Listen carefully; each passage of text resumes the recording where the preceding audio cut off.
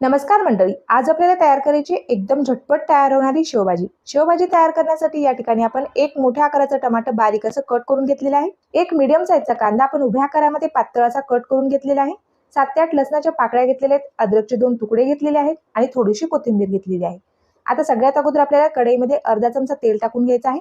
कांदा आपल्याला छान डार्क रंगामध्ये परतून घ्यायचा आहे। कांदा आपला छान डार्क रंगामध्ये आपण परतून घेतलेला आहे। यामध्ये आपण अद्रक आणि लसण टाकून घेतलेला आहे, ते देखील आपण जरा वेळ परतून घेतलेला आहे। कांदा आपल्याला एका प्लेटमध्ये काढून घ्यायचा आहे।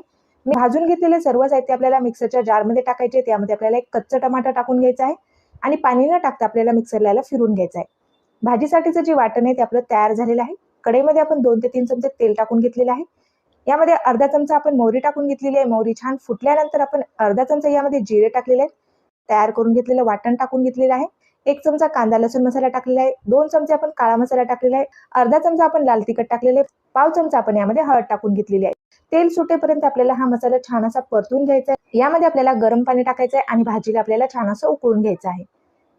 चवीनुसार आपल्याला यामध्ये मीठ टाकून घ्यायचं आहे। ज्या वेळेला भाजी तुम्हाला खायला घ्यायची आहे त्याच वेळेला तुम्ही यामध्ये शेव टाकून घ्या। लगेचच भाजी खायला घेणार आहे त्यामुळे मी यामध्ये शेव टाकून घेतलेली आहे। एक उकळी काढून घ्यायची आहे। यामध्ये मी बारीक चिरून घेतलेली कोथिंबीर टाकून घेत आहे। ढाबा स्टाईल झणझणीत अशी आपली शेवभाजी तयार झालेली आहे।